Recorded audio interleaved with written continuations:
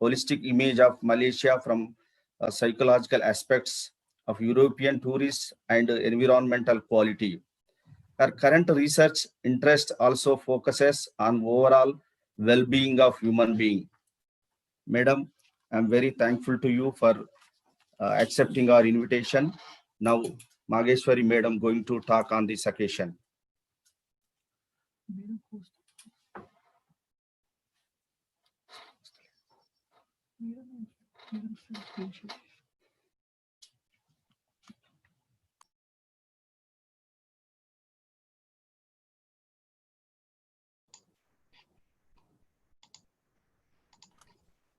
Good morning to everyone. Am I audible?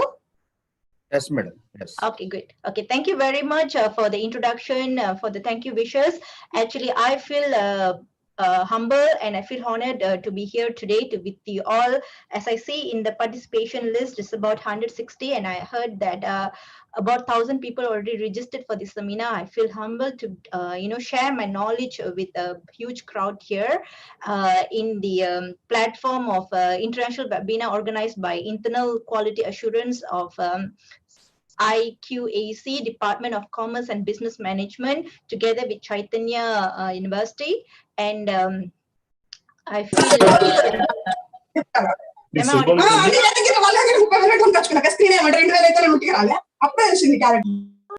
okay, so I would like share my knowledge on tourism globalization and sustainability of destination. And mostly this, the topic will cover on Malaysia perspective. This could be a interesting sharing for this international, audience, is what I feel. Okay, without dealing any more time, let's start to hear. Okay.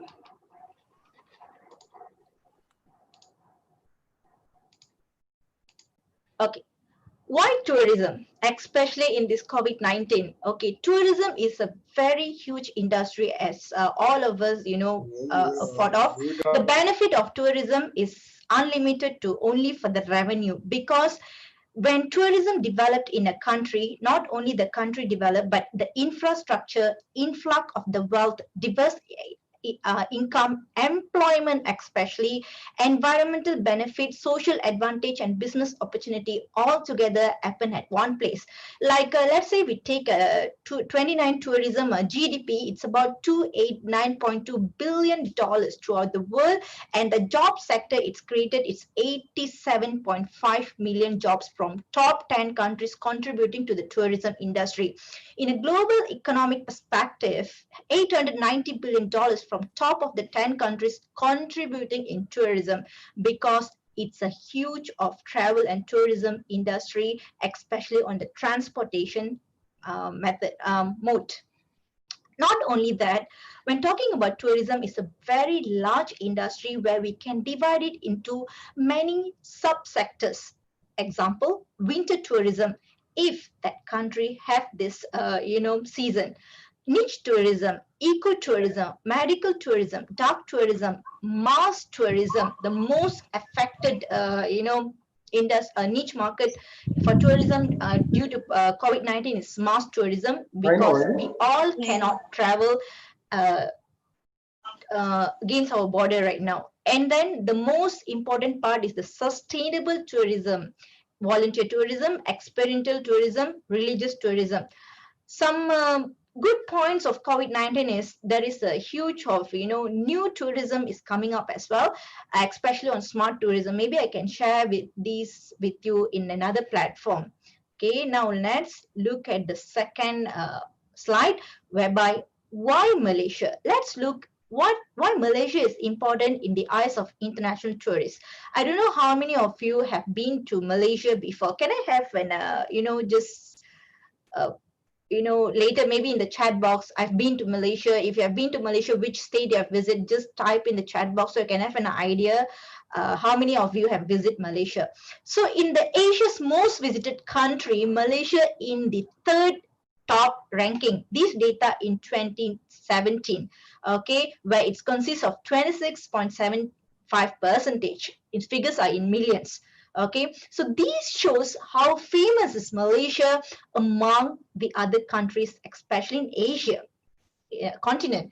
Why Malaysia is so famous? So this is where we're coming to the topic of destination image variable for the presentation today. Because Malaysia is well known to the whole world as a country that have a multiracial representation, mainly by Malays, the high population of in Malaysia, second by Chinese, and third Indian.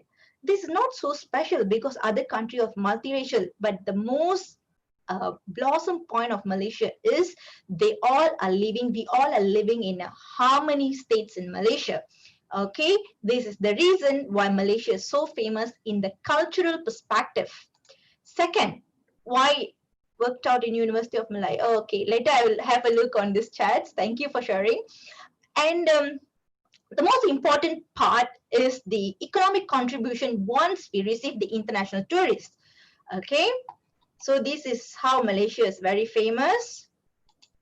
Second, indicators for Malaysia tourism industry. Whenever there is an industry, we will calculate on the revenue and the receipt of the tourists based on many indicators. So the indicators are shopping, accommodation, food and beverage, local transport, organized tour, medical, international affairs, domestic affairs, entertainment while the international tourists are here, fuel, sports, and others. Okay, so the top 5 ranking of the international tourists that coming in to Malaysia is definitely first from Singapore because they are the nearby to Malaysia. Second is from China due to mainly because of the business relationship Malaysia has with China.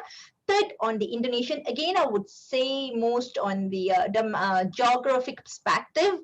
And one interesting point about Indonesia is mainly they're coming for medical tourism treatment in Malaysia. Fourth is Thailand, again because of geographic border. The fifth is South Korea. Okay. Next, we would look at the last performance indicator I can generate is from January to June 2019 for tourism performance on the tourism revenue received by the country, and an increase of 6.8% managed to be created compared to 4.9 previously, and the tourist arrival at that point of time it was 13.35 million compared to 12.73 on the same period in 2018, and the top 10 tourist resource market again Singapore, Indonesia, China, Thailand, Brunei, India in the number 6, South Korea, Philippines, Vietnam, and Japan.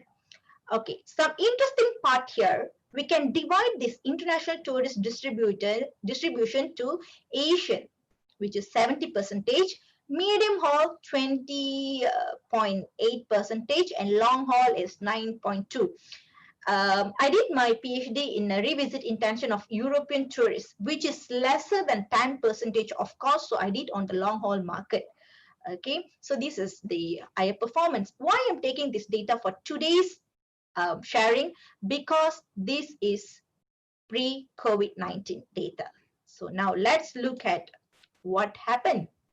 The branding destination image through a sustainable tourism, especially at this point of time, which is on COVID-19 period. Okay, what the drastic strategy that the government has taken in the help of Tourism Malaysia as the main marketeer for Malaysia's destination is focusing back on domestic tourism Malaysia.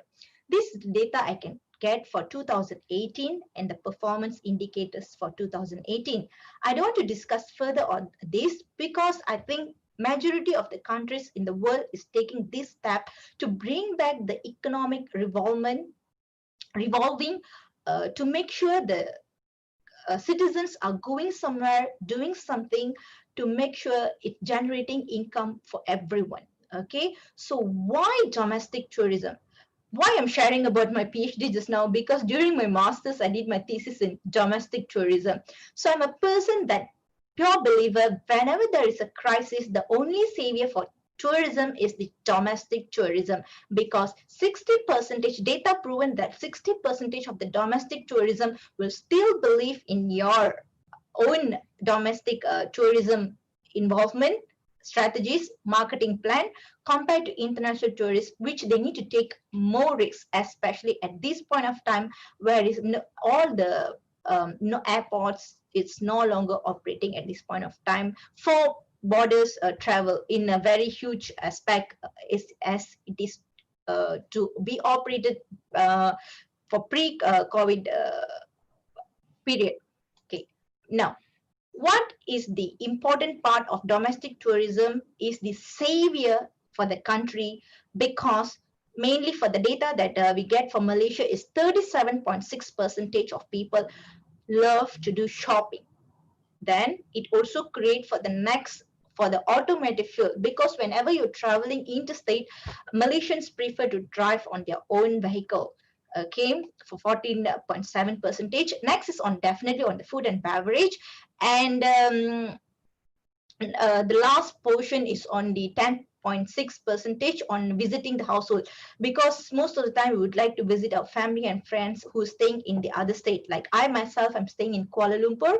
I prefer to visit my grandparents, my parents-in-law in other states. So we need to travel. So this is the contribution. But the problem with the COVID-19 is it's affected also a huge portion of the shopping, because people are no longer prefer to do retail shopping. They have the large amount of people have moved to online shopping, where this part has been affected as well. So what could be the branding that immediately a country can create is through a sustainable tourism. Even though we are traveling interstate, but this we still fear about the safety element.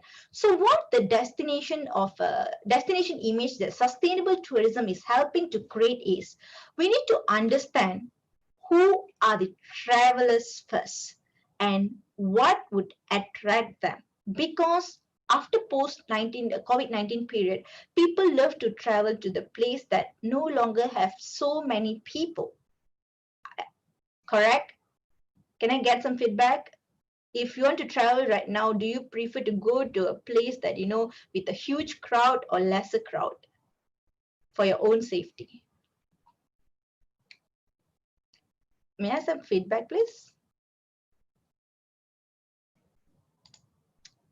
Definitely to the place that lesser crowd, right? So this is the drivers for the destination choice, where it's create the authenticity of with the critical, and they also book with companies that invest in the employee training development, educate customers, and often travel experience that reflect the unique characteristic of the destination. What every country need to do from the marketing perspective and strategy is to show the USP, the value of the country destination image once the borders will be open, you know, with God grace soon to the other countries to travel back again at it used to be in pre-COVID-19 period. So we need to understand what motivates this international travel from sustainable tourism perspective, which is definitely the economical, cultural, and environmental aspects. Okay, so the sustainable travelers spend more. This is very important and crucial for the economic point of view at current point of time, because you can see here has some data on all other tourists and sustainable traveler. They're willing to spend more compared to normal mass tourists. So they are less price sensitive than other travelers and spend significant more money on average. Next, why sustainable tourism is a very valuable destination image branding at this point of time, because the most portion it's respecting and enhancing the heritage, culture, tradition, and the people who are living in that country. Second, it's also create the commitment perseverance of the destination authenticity and not become too tourist. This is what we face before the COVID-19 period. It's a over tourism aspect, okay? And it also create the increasing of number and quality of local jobs and supported by tourism, okay? I can share with you some important point what this locals could create for you. Like we used to, I just want to share with you one example, one sec.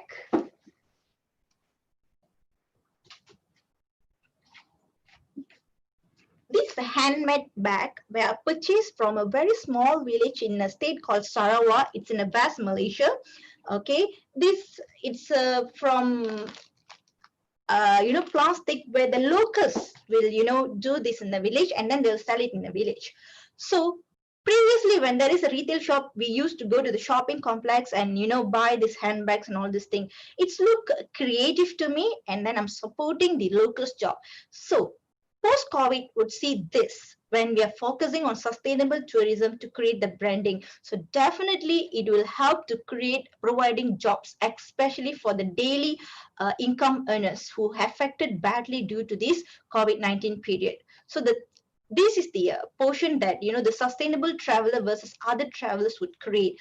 What is the dramatic changes I can see right now, because Malaysia has been on a MCO, movement control order, from 18 March up to first week of July, until the final week of June. Then we had the RMCO period, where a limited movement control, where we can start to travel on an interstate basis. People like to start to go for hiking. This is the data that I gather from family and friends, from my students, from my cluster of people. They like to go to hiking. They like to go to a restaurant that have lesser people. They prefer to go in a smaller group or single travelers coming up a new this one. And also they prefer to go to the destination like more interested in ecotourism, things like that. So this will definitely bring a new perspective to sustainable tourism. Let me check. Okay, sustainable tourism, and just check the chat box if there is any question. Okay, so this is the role of sustainability in this COVID-19 period, how it's create the importance. Next is on why sustainability tourism is important.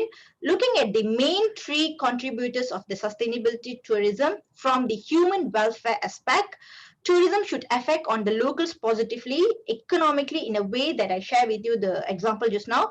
Locals should have their basic needs covered before the tourists. Every country should focus on their locals before they give preference to tourists. The infrastructure in a country or in a village or in a town should be focused on giving a betterment for the locals before tourists. That will definitely bring good tourists to that place. And the price should not rise at the level where locals can't afford a life. For an example, because that destination become a huge tourist destination due to over tourism, what will happen? All the prices there, especially on the food and normal product, would have an inflation rate that might be couldn't be no longer supported by locals. So that is not sustainable tourism. So the blessing of the COVID-19 is bringing back this aspect where it's going to help locals. Animal welfare, of course, and the nature preservance. People who in the sustainability cluster for travelers, even locals, they have the nature preservance to take care of whatever element they have. Example, waterfall, beach, any natural resources, a nice mountain, to keep it clean and in the origin state, because we are welcoming tourists to visit. Okay. And I also provide some example of unsustainable tourism here. Okay. Okay. So the main idea right now from the topic that I'm presenting is businesses and governments must create a sustainable tourism, and sustainable tourism means tourism that allows a destination to support both local resident and tourists without compromising the future generation. Whatever resources that we have now is to be used to be enjoyed by the future generations as well. And definitely my topic cannot go beyond than this, and I need to provide this example theoretically basis on the sustainable development goals and the relation between tourism. If you're asking me, I would say tourism is interrelated with all the 17 components of the sustainable tourism goals. Okay, Number one from no poverty, and the last one on the partnership for goals. So for today's presentation, I've taken some examples here and there from these SDG goals. For those who are not from tourism background, this is the theory.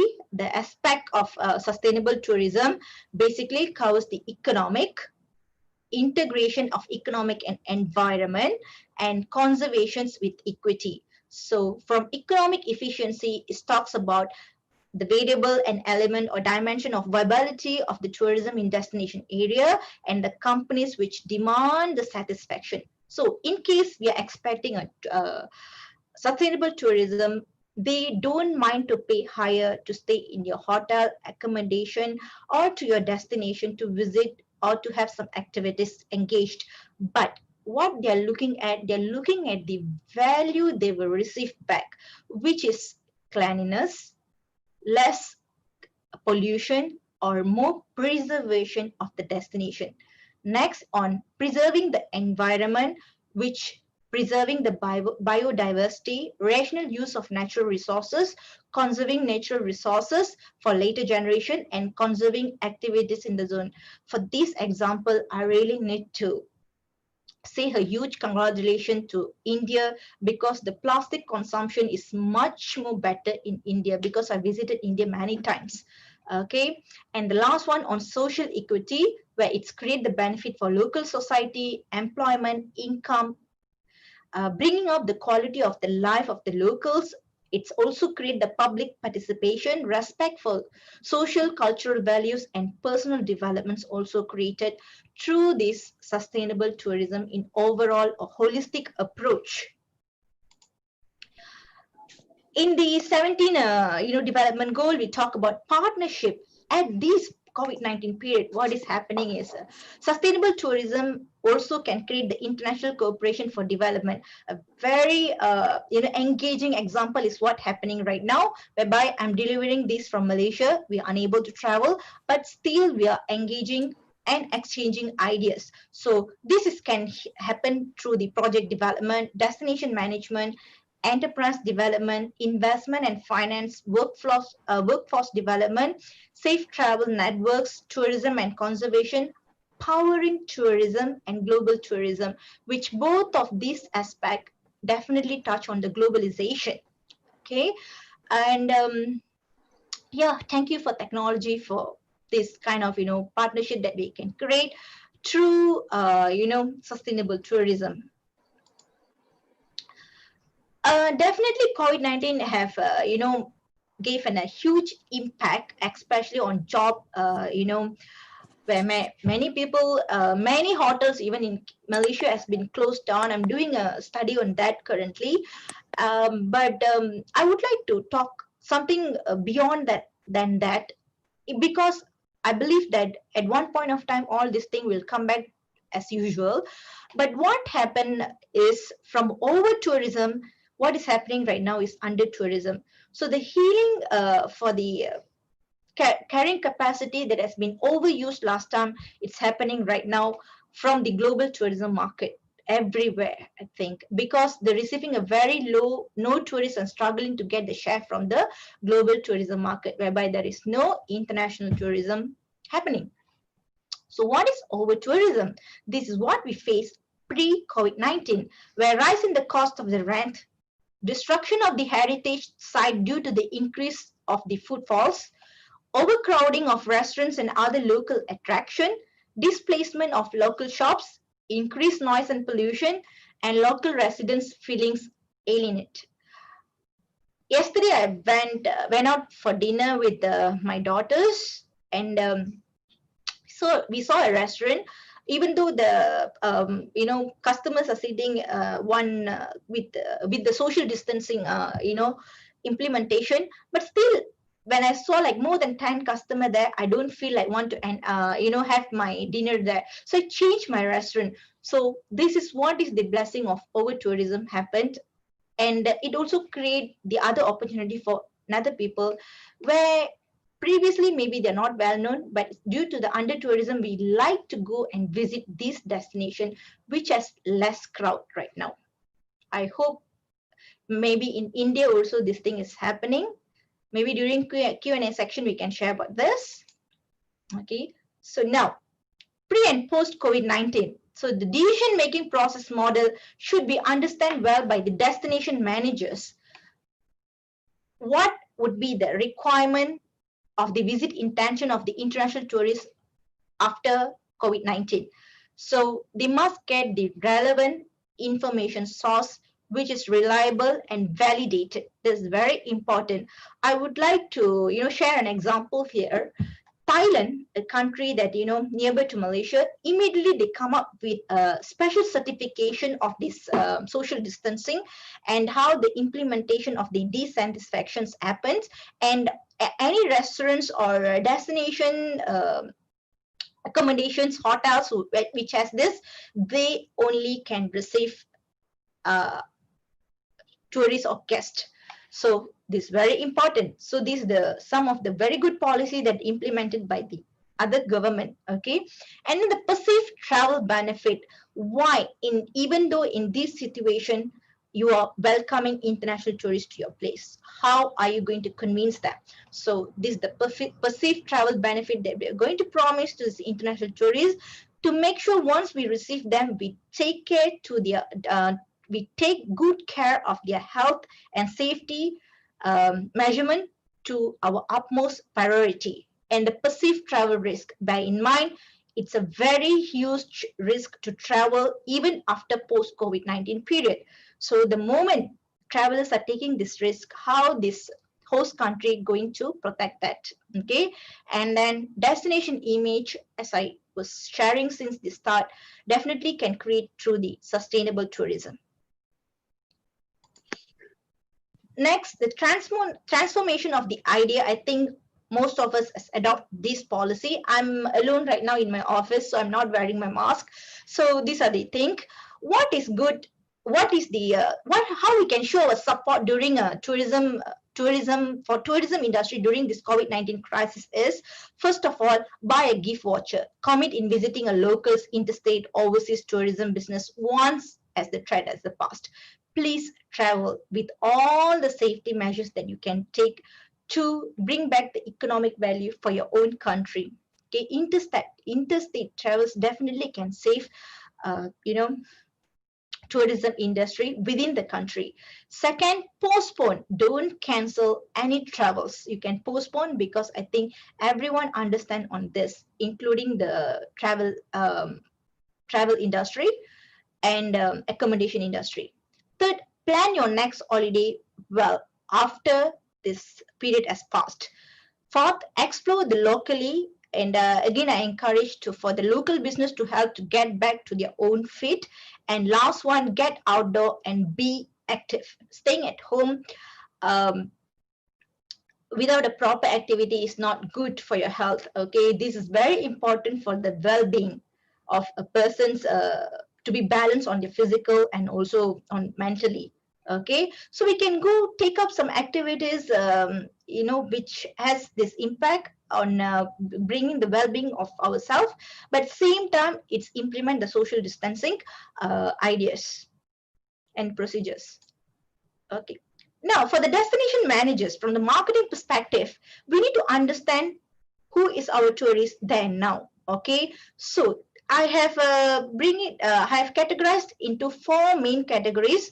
Previously, it's more organized on mass tourists. Okay, where travel agency, they will receive a booking in a very huge group. So this is what we call as a mass tourist. So I think this would be lesser after the post COVID-19, where we will look into more on the two lower. Yes, Radhika, what is the question, please? Radhika? Radhika, any question? Because I saw your hand raised symbol here, sign here.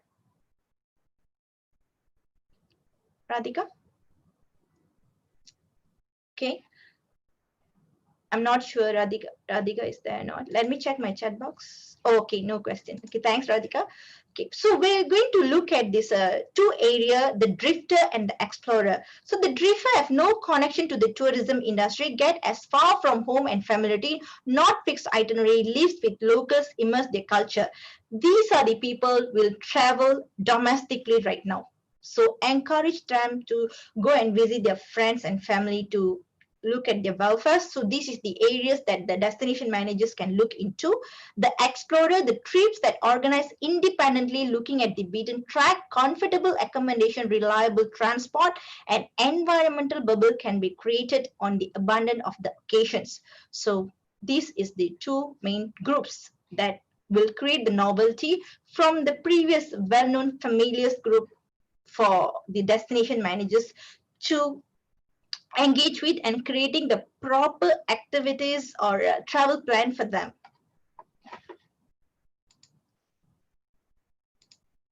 Okay, so coming back, it's almost,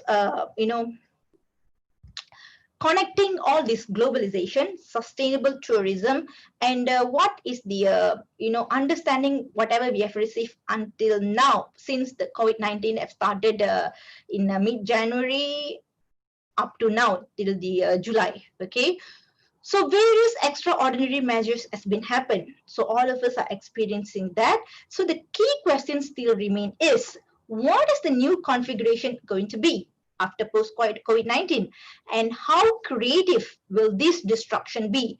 While we already know that it's being destroyed, we are yet to see what will create to fill the void. So what I'm trying to say here is, due to the over tourism, we are in under tourism right now. So once the crisis has been resolved, tourism and all of its subsectors will definitely face unlimited path shaping opportunities. So the opportunities always there. So if the opportunities are taken well, what we will see is a meta path in creating across the global tourism production system in the concept of globalization. So the key point is to ensure the challenges will be far better due to the pre-COVID-19 period. And it's a very apt to comment that the world had to stop in order to fall. Okay, so this is I took from out of that unknown, and it's also fully pertinent in the case of tourism compared to any other industry. I would say that equally affected industries also sports. There is a lot of evidence in many respect tourism growth had gone too far and down in a wrong path after this COVID-19.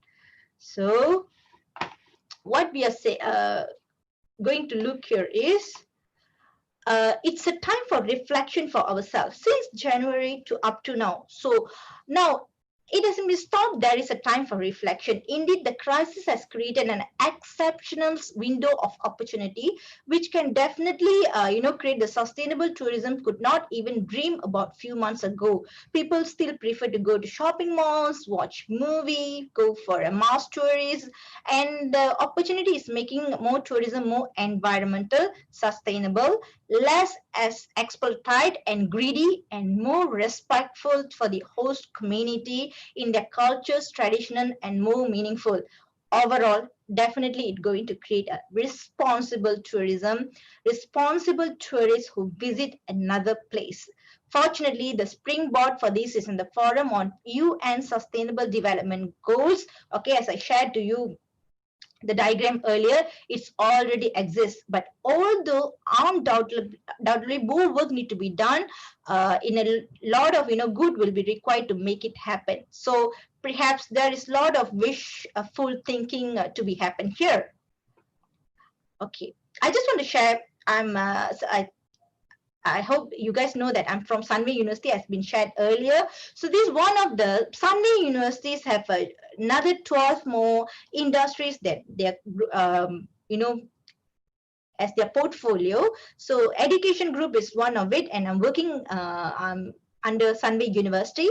So this one is on Sunway Sunway Resorts, they have hotels, and Sunway Lagoon is one of the first theme park in Malaysia under the Sunway Group. So one of the success story I can share with you, Sunway Groups immediately come up with a local campaign of getting people to come and visit back after this June period.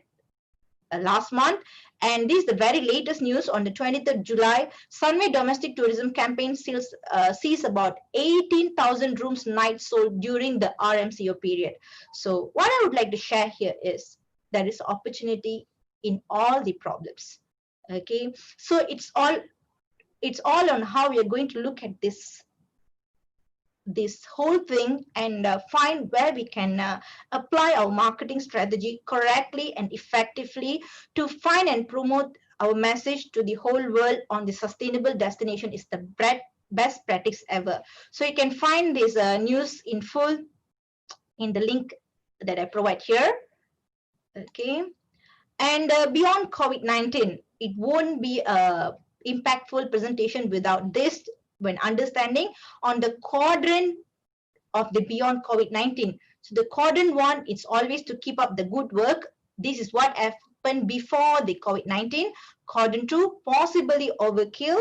Quadrant 3 on the low priority, and quadrant 4 on the concentrated here. So what the whole theory is saying is make your strategy to the best at this point of time together with a good and great team. How in any platform that we could perform to our best, and technology is definitely, it's a well encouraged platform right now, because what is happening is the social distancing among humans. Okay, so it's important to reflect what would happen after COVID-19 using this main some ideas from an academic perspective. Okay, and coming to the conclusion, so the opportunity is still there. However, it will be down to everyone involved, especially in tourism sector, policies maker, tourists themselves, expert and academia, to inform the new path of growth as much as possible and make the post-COVID-19 tourism more economically equitable and more socially just and more environmentally sustainable. And as usual, stay safe, and then keep safe and protect yourself for your best. Okay, and this is my contact details. If there is any question, please contact me. This is my official email ID. This is my personal email ID. I also provide my mobile number here, and this is my office number. I think better contact me my mobile number, because I'm working from home. Only today I came to office to deliver this webinar. And this is the link for my universities in Instagram, Twitter, Facebook, and YouTube. And thank you very much for your time sharing. Okay. Any questions, please? Good morning, madam. Good morning. Yeah. This is Ramurthy. Actually, I have a doubt. What will be the future for education? Future for education. Can I just share from Malaysia perspective for now? Thank you. Okay. Okay, for future for education, some of the industry that won't be affected, even though crisis can, this kind of thing happen. Okay, any crisis happens, some of the industries still stand long. The example of industries are medical industry, transportation, food and beverage, and also education, because these are the core industries. Okay, so what happened in education? We all know we are in the 4.0 revolution, and we are moving to 5.0 currently. And education is definitely, we are running our classes in online system, where in Malaysia, majority of the universities, higher education opt for this.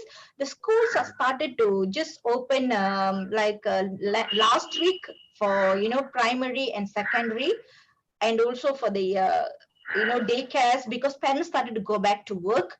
So for education is more on online, so they are surviving. Okay, so mostly majority of the universities until this December, they was operating from online mainly. Okay, only for certain universities they're having a face-to-face classes, but very limited even though that. So this is what so far I can share with you. And when looking at the Western perspective, I just want to share one example. One of my cousins, she's studying psychology in US. So we all know how affected is US currently, and she has been come back. She has been back to home country because they can't afford to study. But I think in education, the damage is still not that bad compared to other industries because we can still engage using this online platform. Thank you, madam. Thank you. Yeah, hope I answered the question. So next question, please. Uh, Hello. Yeah, yes. Yeah, I'm Dr. Vinodini. Hi, Dr. Madam, Vinodini. yeah, hello, madam. I was attending some webinars pertaining to this tourism and all.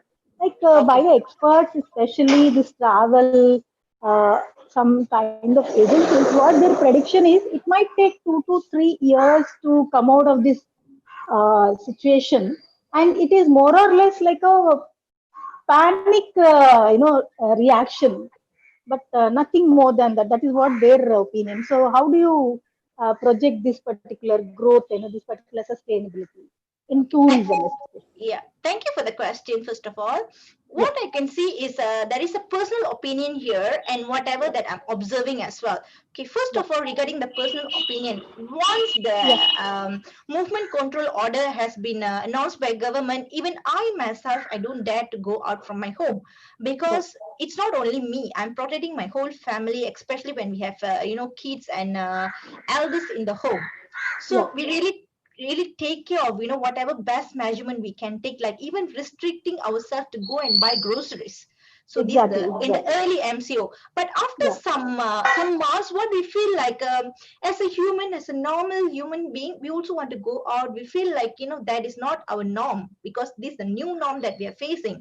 So once the RMCO announced with the restriction of movement control where we can travel to interstate, still I'm a little bit of reluctant. But once I see that people are going out and coming and the cases has been reduced, following the news day and day every day, and I feel like, oh, there's a time for economic recovering. We need this because end of the day we need to put a full stop for this. Am I right?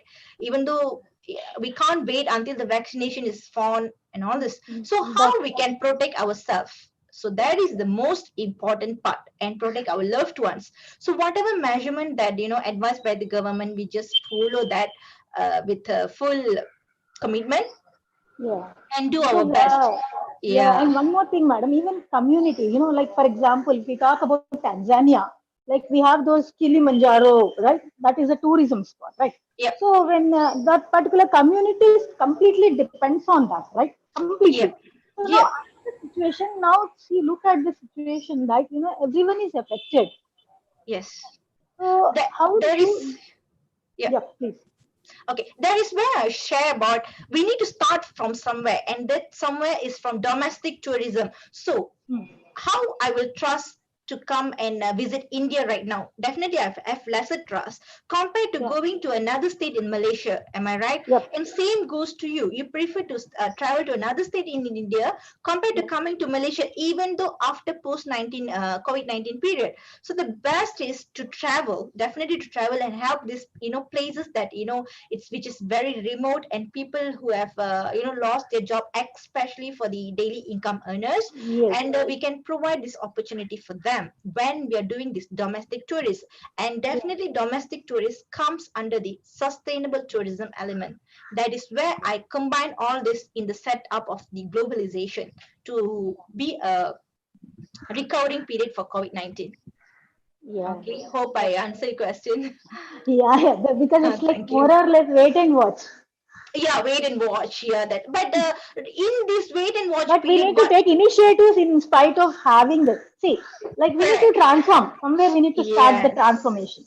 Yes. Okay. We are, like I myself, I was very reluctant to even send my kids to school, but I had come to a position that I need to do this because I need to go back to work. I need to, come to the normal, this one. But definitely the measurements and precaution has been taken well.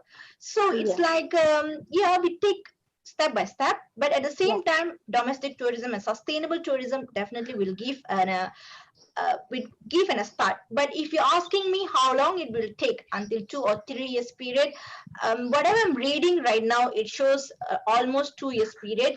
But Yeah, 2 there to is 3. some 2 to 3 years. But the new opportunities are always there. Example, I just want to share this with you. What is the Yeah. most growing industry during this COVID-19?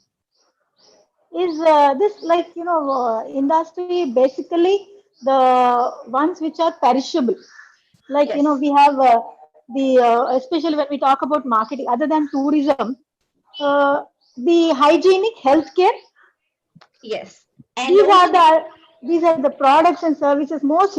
I mean, they are looking for this hospitality, not yes, hospitality, hospital.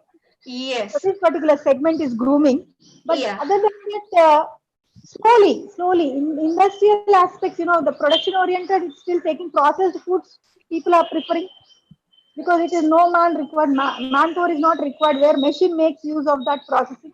So that is where some kind of startups.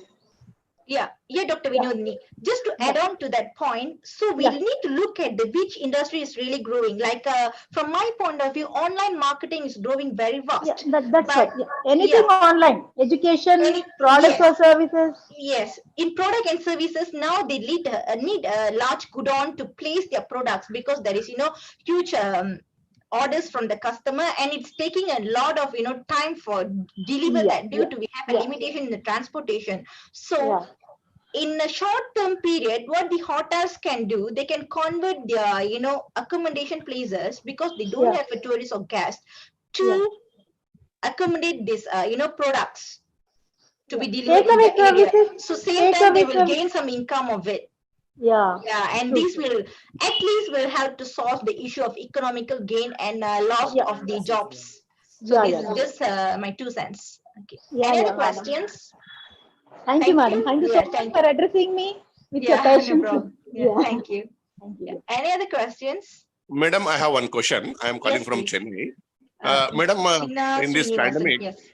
in this COVID-19, after the post, is virtual tourism can have any scope, madam? Virtual tourism, what about you can have and give any ideas, virtual tourism?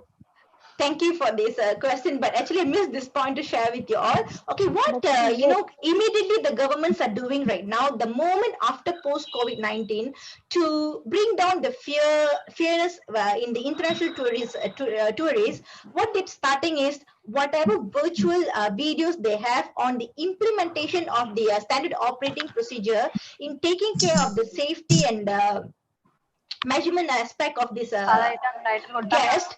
So they are putting up a very short videos like that to share with this potential tourists.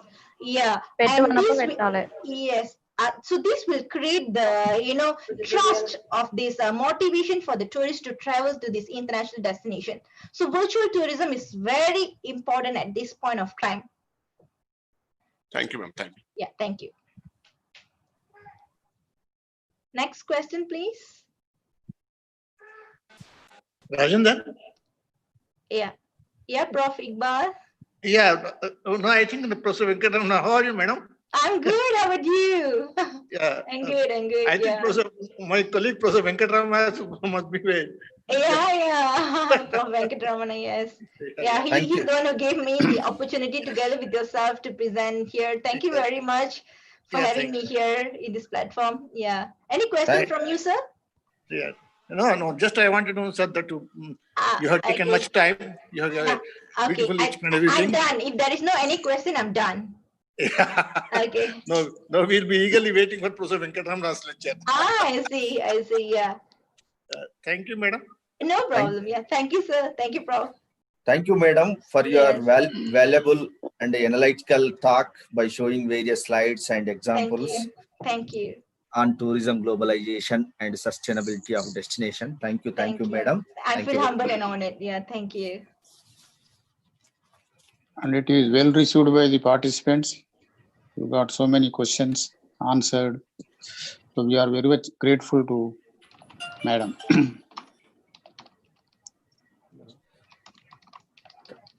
Thank you.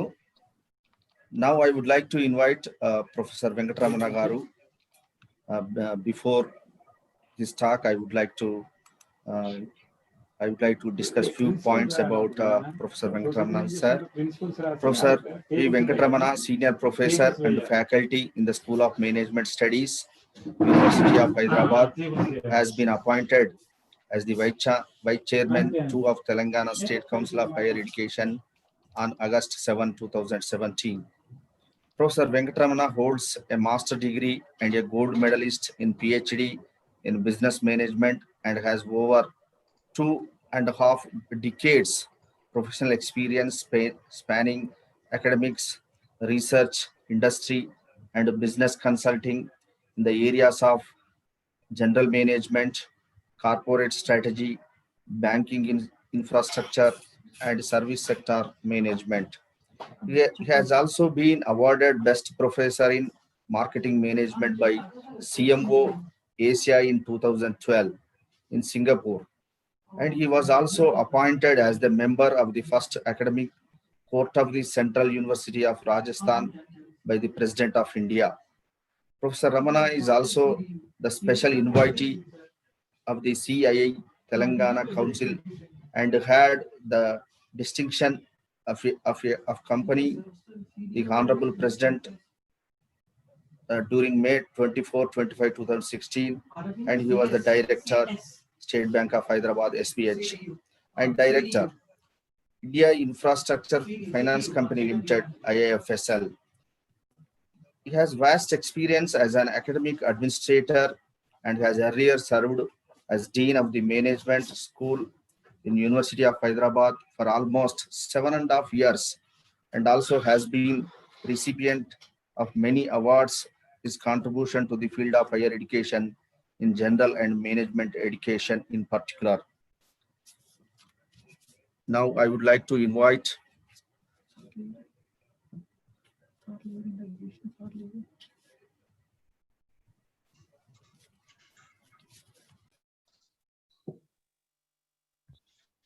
Good morning. Am I audible to all of you? Sir. Very good morning. It gives me great pleasure to be part of this international webinar of the Internal Quality Assurance Cell, Department of Commerce and Business Management of Chaitanya deemed to be university. I'm really happy that during these testing times, the university has taken up this great initiative of inviting international speaker like Mageshwari, who's extremely good in her area. I have had the opportunity of meeting her and discussing, and we work on many areas. And of late, we are trying to get Mageshwari also, Dr. Mageshwari, to come short visits to Hyderabad and India to benefit from her expertise. I congratulate the Vice Chancellor, Professor Damodar, my senior professor, former Vice Chancellor, Professor Muhammad Iqbal Ali ji, who was instrumental in kind of informing me and also taking my consent. I was initially very doubtful whether, I would be able to make it, because today also we had a meeting, but it is now scheduled at 11:15. So I might leave by 10:45 if you all permit me, because I have to travel around for 30 minutes to attend a program. Professor Krishnamachari, who is the Dean, and Professor Rajendra, who is the head of the department. I have been a student of the management and still continue to study, analyze, and understand the various trends in this area. Having said that, last 3 years at the State Council, Telangana State Council of Higher Education, I have not had much opportunity, and I miss my publications and teaching. So whenever I get an opportunity to address a webinar, nowadays the new normal is a webinar. Typically, we used to have seminars and, of course, discussions in the form of colloquiums, etc., etc. I immediately said that it would be my pleasure, both because it will refresh my own thoughts about the service sector, but also I have worked in this area and I also practically seen how the service sector has been growing and how its impact is on the Indian economy. As rightly pointed out, I had the unique opportunity being an academic, sitting on the boards of the State Bank of Hyderabad for almost 4 years, where we used to evaluate proposals for funding, and most of them were service sector projects in the years when I was there. Subsequently, I sat on the board of India Infrastructure Finance Company. I was invited by the Honorable Finance Minister, Dr. Pranab Mukherjee, as an independent director, and I saw a huge infrastructure projects taking shape in the country. As you all know, these are times of lockdown, and if we can use them for learnings, and I call it learnings from the lockdown. Government of Kerala, I was speaking to the Principal Secretary the other day, they have launched a program called Learning During Lockdown. They have launched a program called First Bell, which means for the students, school students who are not able to attend classes, they have started a TV channel. Even in Telangana, we are planning through TSAT, educational programs, which can meet the needs of the students, researchers, and the faculty members.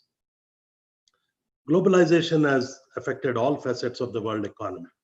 This includes, of course, services, which is contributing more than 60%, and it remains the largest contributor to the Indian economy. Prior to the services revolution, the agriculture sector and the manufacturing sector have been registering a lot of growth, but due to the opening up of the Indian economy, the services sector, the opportunities, and the scope for internationalization has thrown open this sector. There are few economists and few critics who say that the services sector is at the cost of the manufacturing sector. I also sometimes feel that in the mad rush to match and catch the service revolution, India has lost probably an opportunity because we have not focused on the manufacturing sector. There are two sides of the coin. When I say this, the argument is that with a huge young population who are fit, who are willing to work, and who can be trained, we could have probably beaten China in the whole manufacturing game. But we have missed that section. But today, we are looking at the new opportunity. We are looking at the new possibilities. We are looking at the new promise which the service sector can give. As I am speaking, I'll try to provide a succinct impact of the process of globalization and its impact on the service economy with relevance to India. I will touch upon some of the global context issues also. If you see, the globalization has gained an enormous importance, especially in the last 3 decades. The modern world is seen as a world without geographical borders, and today without any barriers. Today, the world is seen as a global village. Globalization is in fact an integration of the world economy and exchanging of ideas, products, technologies, etc. The process of globalization is an inevitable phenomenon, and it has been bringing the world closer and making it a kind of a common level playing field, providing a common level playing field for everyone who is part of this. If you look at the impacts of globalization, you will find the first impact is people integration. The second impact is the world is getting closer. The spaces are becoming narrower. Third impact is today you find in a globalized world a global mindset, what we generally called it as glocal, a global mindset with a local orientation or a local focus. Also, you find that you can travel around the world today, your ideas can travel, your products can travel, and your people can travel. One example is that if you look at an automobile company, yesterday I was talking to the senior director of Ford Motor Company, a person from Telangana who is doing extremely well. And he was talking about the Mustang car of Ford Motor Company, which is the new launch, the electric vehicle, for which the batteries will be sourced from India, and that too from Hyderabad. The electrical will be sourced from Japan. The engine will be done somewhere. The manufacturing will be somewhere, and the assembly will be somewhere. So you can see that not only people, products, etc. will go. The second thing is you'll find that goods, services, and ideas will move faster. 20, 25 years back, the power of internet was not there. We had to write letters. For example, I remember when I had to apply to a college, I had to send out an envelope, which will take 20, 25 days. And then the reply comes and the whole thing takes around 3 to 4 months. Today, in a day, in a jiffy, you get things done. That's because of the power of internet, power of globalization, power of technology. Within a short span of this time, it has been taking massive strides. And in India, especially in the last decade or so, we have realized that if we have to really live in a globalized world, it will begin with a global thinking, global vision, and a global strategy. I was really surprised in 2008 when I joined the board of State Bank of Hyderabad as the chairman's nominee, that a bank like SBI or SBH, for example, all banks put together were not even in the last 10 banks of China. It means we had many banks, smaller banks doing small business. But in a globalized world, what is important?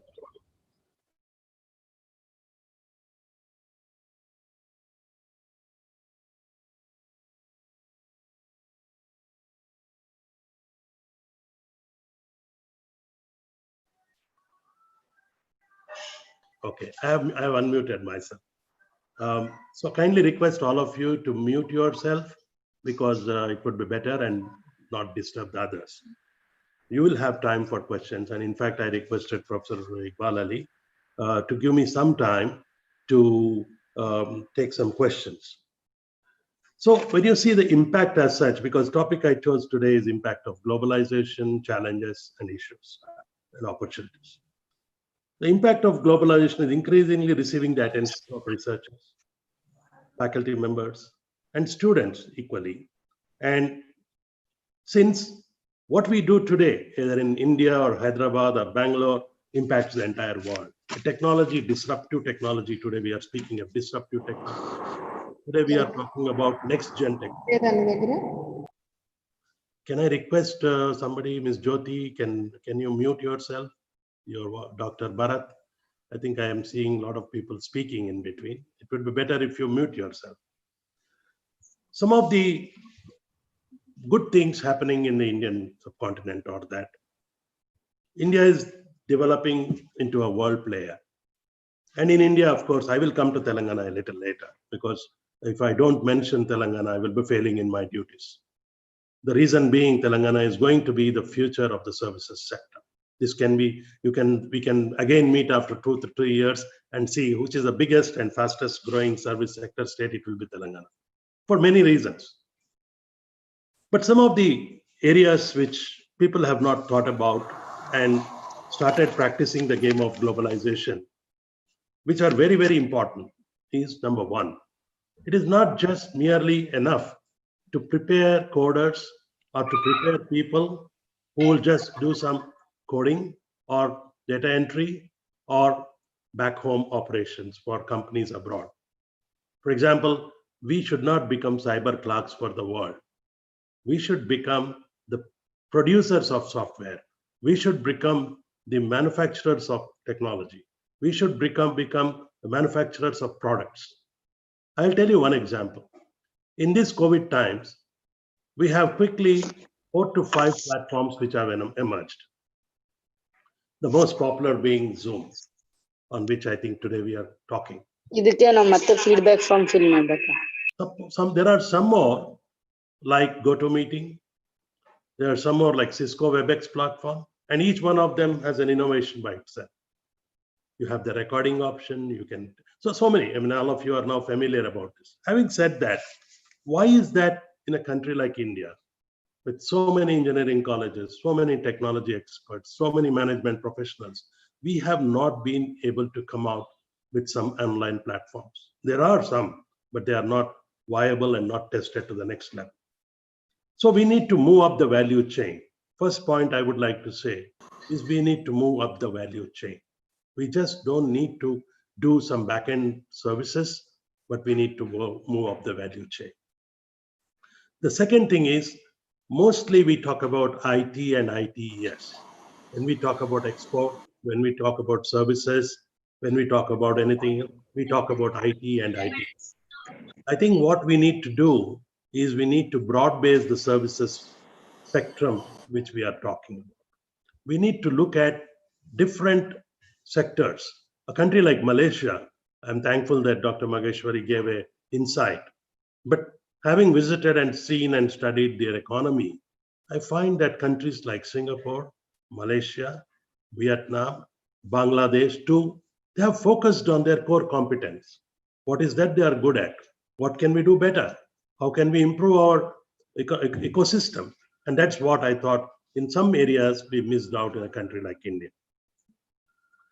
We have only been talking about the IT and ITS sector, again, as I said, but we have not been talking about becoming a Wall Street, talking about financial services. Indians are great, absolutely great in number crunching. They can do a very good job in that. So why don't we talk about fintech? Why don't you talk about healthcare? If you go to Thailand, I want to bring to your kind attention, these are the small countries, but they have done exceedingly well, good progress. I was dean in 2008, and we were planning to celebrate our decennial celebrations, just to go back to my earlier assignment. The first thing I did was, I asked a question for myself at the University of Hyderabad, along with my colleagues. What is that the decennial would do for the school, and what would it do it for the university? We had a long brainstorming session, and we thought we should do something which is out of box, which is much more beneficial than a typical MBA program. Why I'm speaking this is because most of you are students of commerce and management. I approached my president of the university, the vice chancellor, Professor Kota Harinarayana, and he asked me, whom do you want to inaugurate this decennial and what do you want to do? I'll just complete this story in a minute. I said, sir, we would like to introduce an MBA program. And he said, which area? I said, the healthcare area is going to boom and we should get into it. Shortly, we approached Dr. Kalam, Abdul Kalam, and we requested him to inaugurate this program. And the first thing he asked, I vividly remember what a great person he was that, Venkatramana, this is going to be the game changer. The healthcare and health industry is such going to be game changer. With so many Indians who are without employment, without proper employment, gainful employment, and the whole world looking at India because of the young population, we should get into it. So successfully, we launched our MBA healthcare. And I tell you why I told the Thailand example. There is a hospital in Thailand, a small country, if you go there, and it hosts and it treats people from all over the world. For example, you go there, there is a section for Africa, there's a section for Asia, there's a section for North America. So why I'm saying, why I'm able to focus on that is why I'm saying that is we need to look at these emerging areas. Not many of us know that the space sector also offers a lot of opportunities. We are shooting satellites, we are sending satellites onto the space, and we can be a great source of information, statistical information, meteorological information, astrological information, and whatnot. You know, I'm not a specialist in that area, but I think one of the areas which we talked about. Today, we are talking about the hub and spoke model. India can be a great source for the hub and spoke model. A lot of things can be brought into India. A lot of things can be transformed, like what you do in medical transcription. A lot of medical records come into India, and then they are put in a proper format and sent back. Similarly, look at an opportunity in logistics and transportation. Of course, I'm not just talking about the services sector, I'm talking about the other related areas. The next one is education. Some of you spoke about education, and I'm looking at COVID-19 pandemic, post-COVID. It's a great opportunity for Indian professor. You will find people from India in a lot of demand. As it is, I know from people from the United States that a lot of United States children are studying mathematics, learning math from Indian professors over the internet. Similarly, you could find a lot of knowledge co-creation between Indian professors, Indian students, Indian researchers, with international professors. Physical travel may not be possible in the next 36 months or 26 months until the solution is got. But I think this is a viable, doable, and more practicable way. So education will be the next game changer. Education will be the great revenue runner. Yesterday, all of you must have heard and read in the newspaper, the private sector will play a major role. Mahindra University was launched by our Honorable IT Minister yesterday. I was there in the launch. And one of the things the Mahindra University wants to do is to integrate the world through education, getting the best of minds, finest of minds to deliver, to discuss, to deliberate, and find out solutions for many of the world's problems.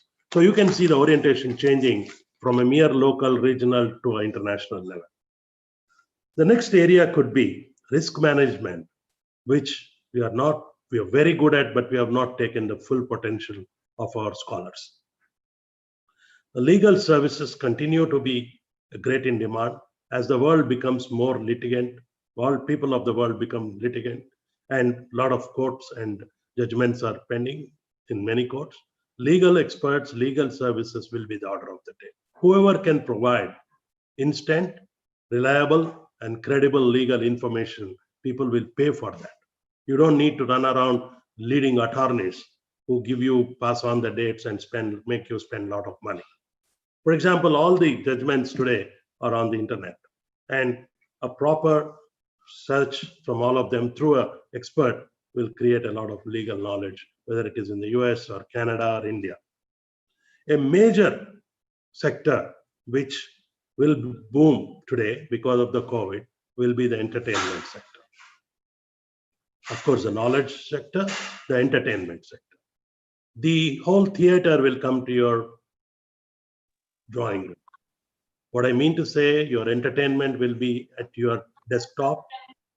The theater, entertainment, or the whatever you call will come.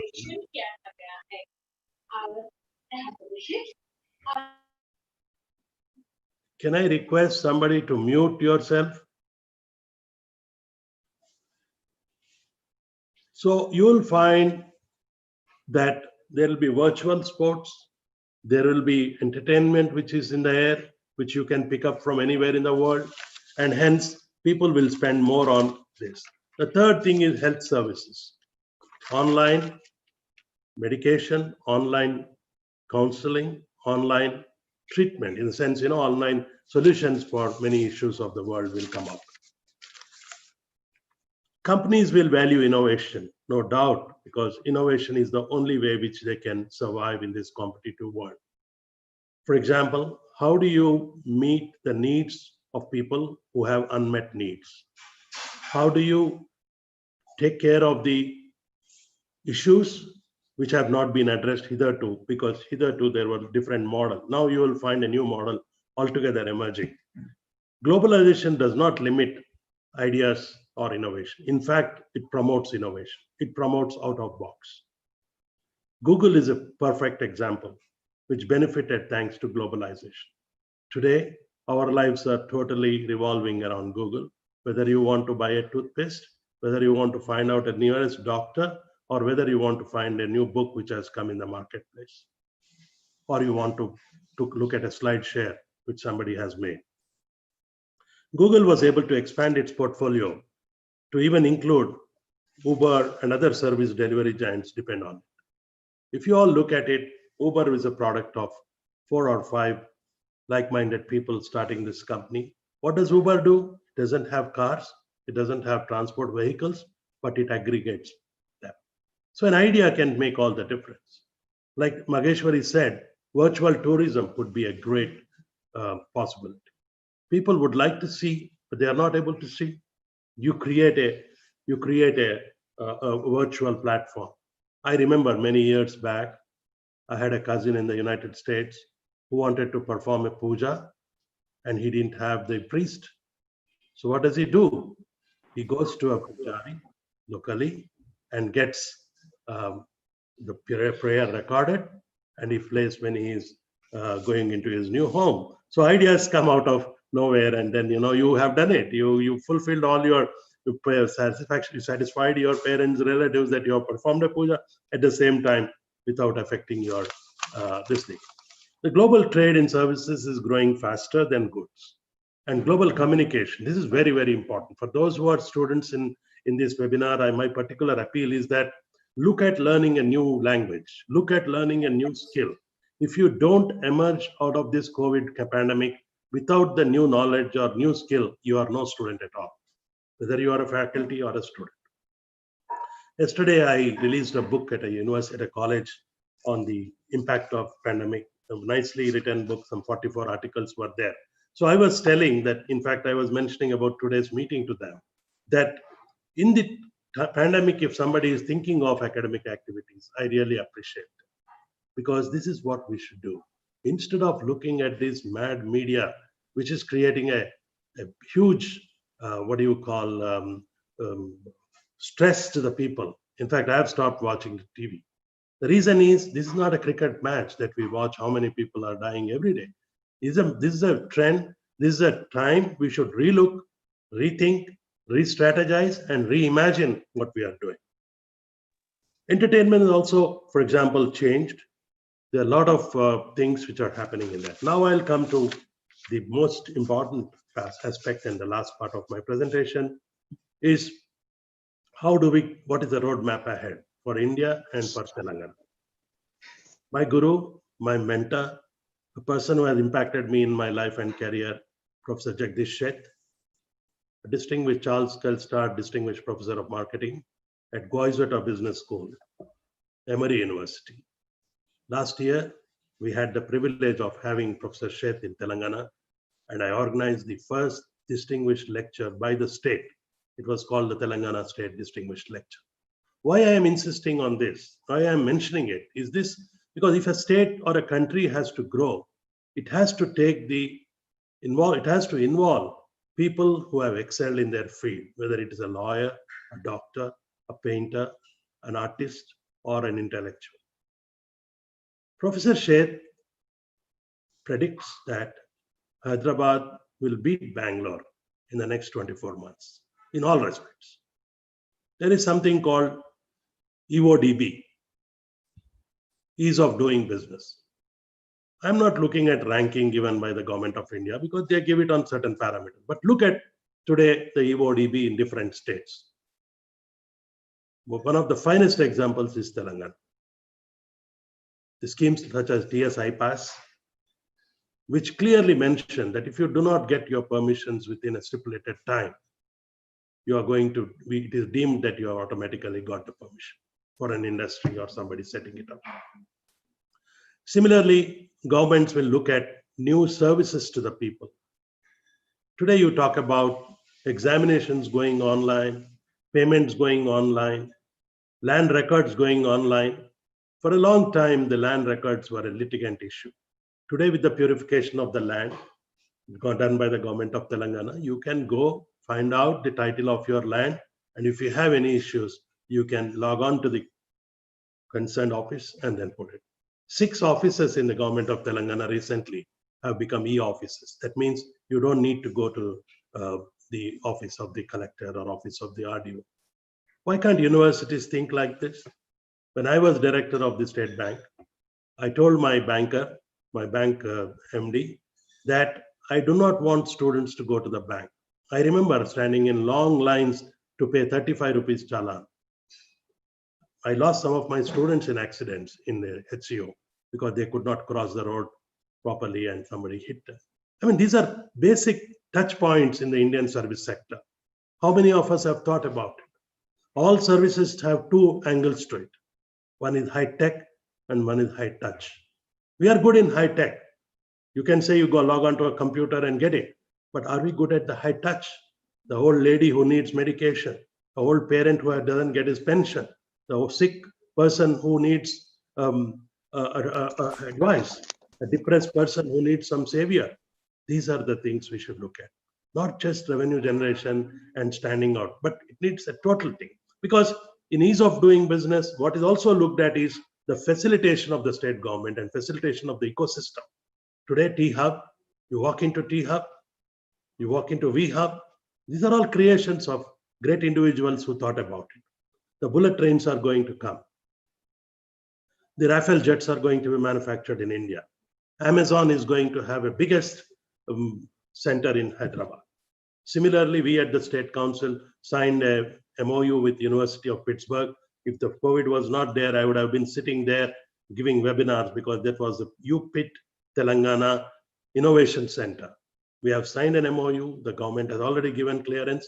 We visited, I and my chairman and other colleagues visited USA last couple of months back. And in fact, it is going to be the biggest innovation center, and UPIT is a very University of Pittsburgh is very reputed. And I would expect universities like Chaitanya also to sign international collaborations and get the world of knowledge closer to the students. Let us focus again on the advantage Telangana in the service sector. You have a very cosmopolitan state. You have very, in a way, people who are tolerant. The law and order situation is exceedingly good. Global attitude of people. You have people from different states, Maharashtrians, Gujaratis, Tamilians, Keralites, and we are living very peacefully. There were apprehensions when the state was divided that it would be not a conducive place to work. These were creations of some few people. But today, if you conduct a survey all over India, I have many friends all over India who say, I want to retire in Telangana. I want to settle down in Hyderabad. Why? Because we have created that ecosystem. We have created that tolerant attitude. We have created that welcoming this thing. As I am speaking now, in the next half an hour, the largest factory of Welspun is going to be inaugurated by our Honorable IT Minister. I would also be participating in that. I will quickly summarize for the benefit of all of you. The textile sector in Warangal is going to be the another hub for textiles. There will be a new IIM coming into Hyderabad shortly. The file is with the PMO. Of course, this is little confidential information, but I know it will come to. Nobody can stop the growth of a state. However much you say, the growth will be there. There are AIMS have already come. So it will be a destination. It will be a most preferred destination. And we should see that Nobel laureates, artists, this thing, and we should also agree to disagree. There should be a dissent. There is nothing wrong in being a dissent. Dissent is the voice of progress. And we should, as scholars, contribute to the government, to discuss with the government, and to make it everyone feel that, yes, we are ready to take on the opportunity. Finally, infrastructure, world class should be there. Civic facilities should be good. Safety parameters should be taken care of. And in the recent meeting, I'm glad to inform you that we had a long meeting with the Honorable Chief Minister. The Chief Minister assured that the next priority areas for Telangana would be health and education. Having said that, I feel really proud that we are all part of this change and we are all trying to do something. And I'm sure institutions like Chaitanya University will come forward, partner with the state, work with the young people today, and make Telangana and make India a greatest destination in the years to come. Thank you very much.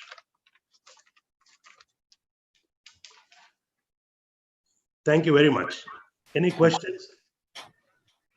Question.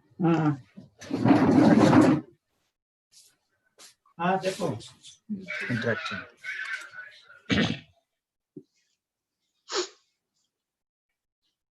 Any questions before I leave? Sir. Hello, sir. Good morning, sir. This is Dr. Vinodini. Hello, sir. Yeah, tell me, Vinodini. Yeah, sir. This is with regards to the colleges, affiliated colleges or teaching perspective, like industry and academia interface. So I wanted some kind of industry personnel to be on the board of colleges, so that how industry, what type of crew industry wants, they can guide, and the curriculum can be, some kind of changes can be made, so that the upcoming students who are coming out from the colleges will get to know what industry wants. And if some of the board personnel are on the board of colleges or universities, this can help out to meet out the industry and academia interface is my question, sir. So how do we? Yeah, I will take 2-3 questions at a time and then answer one because it will be easy for me. One is Vinodini, you have spoken. Next one, please. Anybody else is there, or I can go ahead?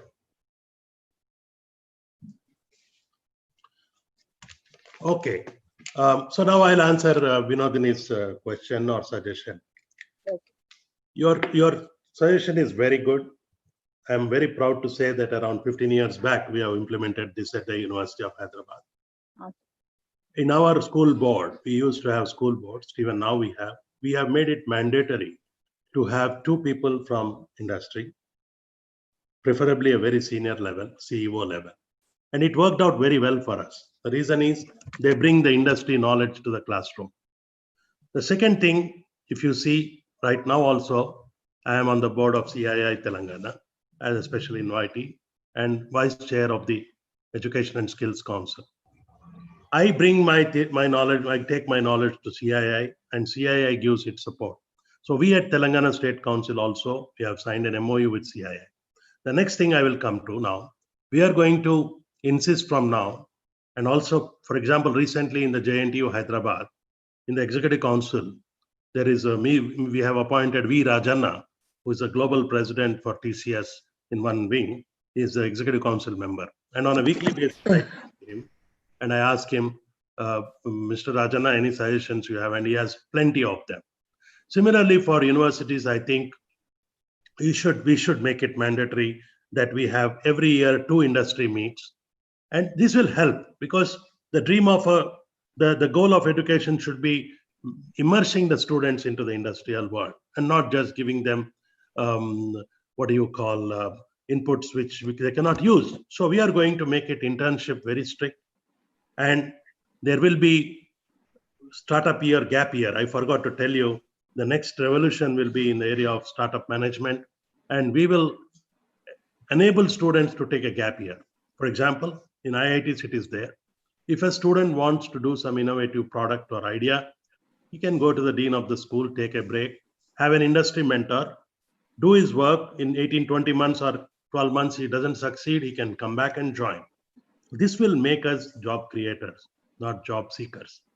I have many ideas on this. You can offline, we can discuss about them. But I think, it's a very good suggestion. And some of you start doing it. And internship is mandatory now. Internship is, very good because it will help them know the industry practices. Second thing, I did a small innovation and out of little different activity. In the year 2005-6, during the IT boom, we were not having faculty in the area of some emerging areas. So we signed an MOU with a company called Sierra Atlantic, and they sent their project managers to teach the students. After 15 years today, many students come back to me and say that the inputs they got from the company executives were truly outstanding. So I think very well suggested. We will also take on this, and we are doing a lot of work on that. Next question, please. Thank you so much, sir. Thank you so much.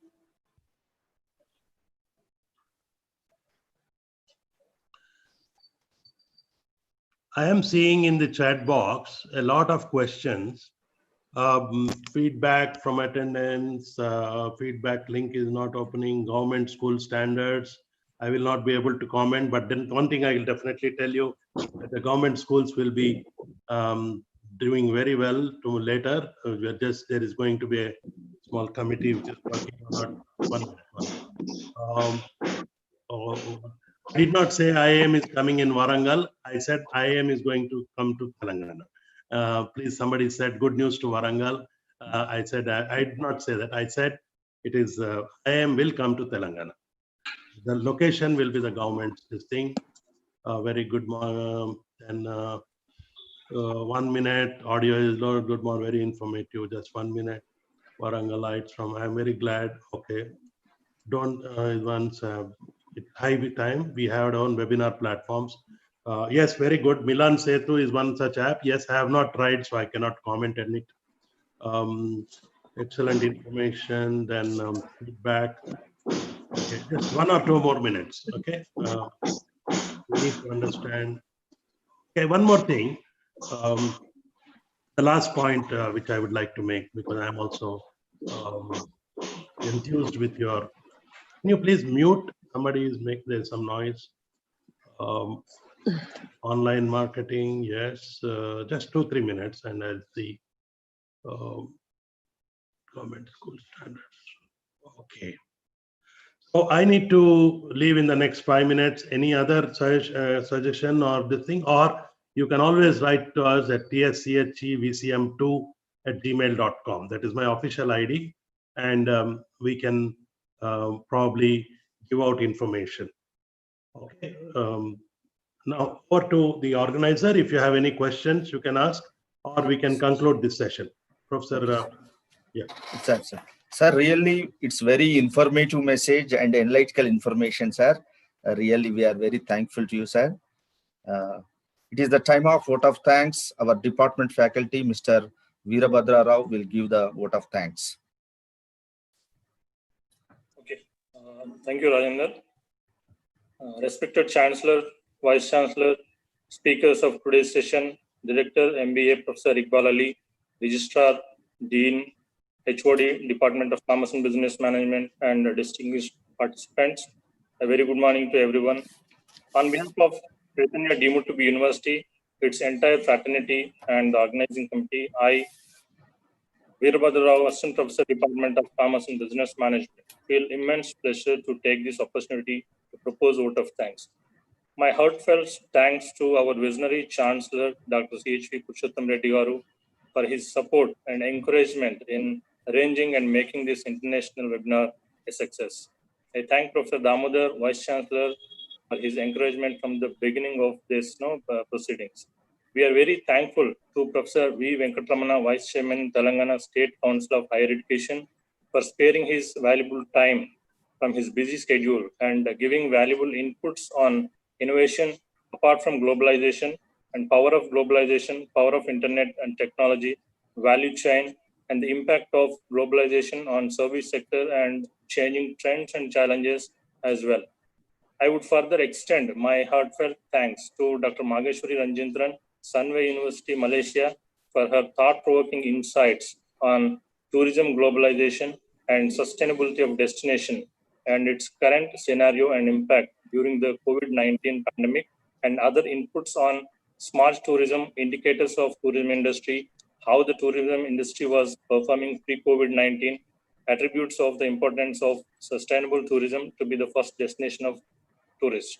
There are many countries whose main source of revenue is tourism. I hope they will recover soon. I thank Professor Iqbal Ali, Director MBA, for initiating this international webinar to be happened at Chaitanya deemed to be University and coordinating the speakers and his continuous supports throughout the session. I thank Professor M. Ravinder, Registrar of CDU, for his involvement and support to make this webinar a success. I thank Professor Krishnamachari, Dean, Faculty of Commerce and Business Management, and Professor P. Rajender, Head of the Department and Convener of this international webinar, for their contribution in making this webinar a grand success. I thank Mr. Aravind, Computer Science Department, and other staff members of Computer Science Department for their technical support for right from the preparing the poster to making the webcast arrangements for live session today. And I thank all the faculty members of the Department of Commerce and Business Management and also faculty of other departments for their continuous support in organizing this webinar successfully. And coming to the most important part of this webinar, a special mention is participants of this international webinar. Chaitanya deemed to be University conveys special thanks to all the participants for being patient and energetic throughout the session. The support of participants is exceptional because without a disciplined and extremely engaged audience, a webinar or conference cannot be successful. I once again thank each and everyone who have been part of this international webinar and made it useful and successful today. And it is COVID-19 that made us unite on the web and save a lot of energy, time, and money. I hope to meet you all in coming days with more other webinars. Thank you, one and all. Thank you for the opportunity.